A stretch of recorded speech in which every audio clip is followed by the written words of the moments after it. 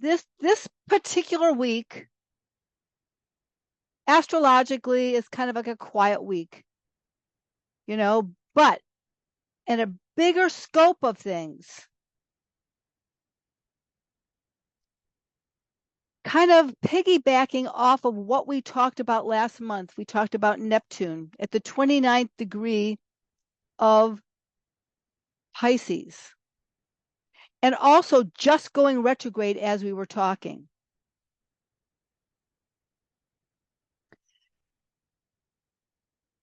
We'll talk, well, first I'm going to define retrograde motion so that we can understand it a little bit more. We have the sun, and we have Mercury going around the sun, and we have Venus orbiting around the sun.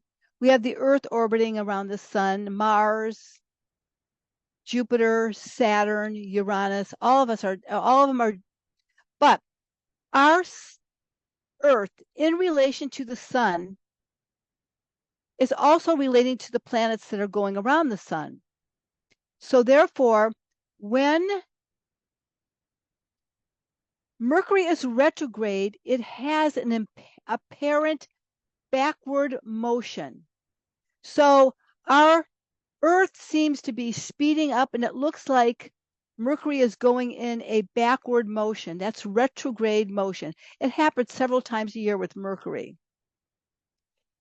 The way I describe that is, all of us have been sitting at a traffic light, and a car next to us will go forward, and it looks like we're rolling backwards. Okay, well, that's retrograde motion. Now, that's Mercury, but what happens when Neptune goes retrograde? The Earth is in a position going around the sun, and it looks like Neptune, because of its big, long orbit around, at certain times of the year, it looks like it's going backwards because our Earth is going faster. It's going it looks like it's going, it's not really going faster, but it's kind of passing up that orbit of Neptune. So it looks like it's going backwards. So retrograde energy seems to many people have a challenging connotation. People don't like Mercury retrograde because it feels like everything goes awry. But retrograde motion is very, very, very beneficial. It's beneficial in the sense that it puts us in the mode of self-reflection. So Mercury in Western astrology was in Virgo.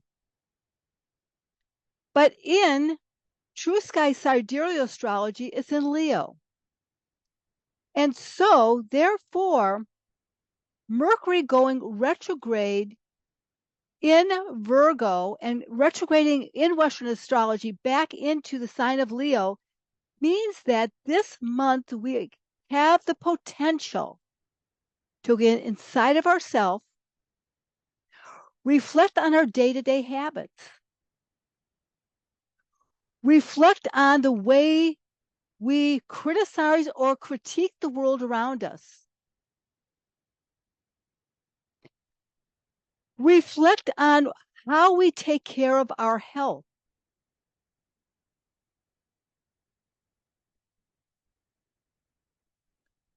Reflect on, I have all these here, the way we take conversations in and assimilate it before we respond back. Because Mercury in Virgo is about digested communication. Gemini, Mercury rules Gemini. But Gemini is instantaneous communication. It's communication about what you have logged into your energy field. It's like what you have gathered from here and there and here and there. But Virgo is what about? It's about the digestion. So it's about the food we digest, the communication we digest, our relationships and our interactions with them. How do we interact with them and digest the way we relate to them?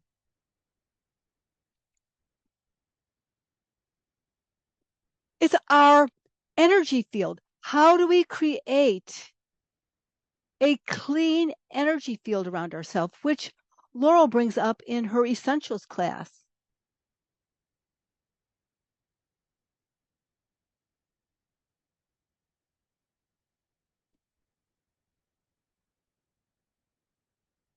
Mercury in Leo has to do with, we've been thinking about a project, something that we want to create, something that we want to bring forth. Then Mercury goes retrograde in Leo. And what we do is we go inside of our heart and say, is it what we really want to create? Or is it just a whim? Is it the truth of what we believe in? Are we expressing our essential nature? So Mercury in Virgo has its place, and Mercury in Leo in True Sky has its place. And what you do is you blend that together, and it gives you a whole new way of relating to the planets and what they are expressing to you.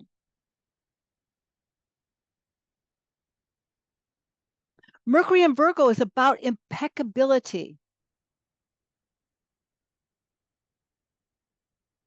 It's also about criticism.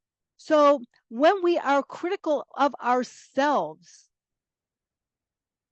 or critical of other people, we're not being impeccable. We're not opening up to really listening what is being expressed. We already have a judgment about that.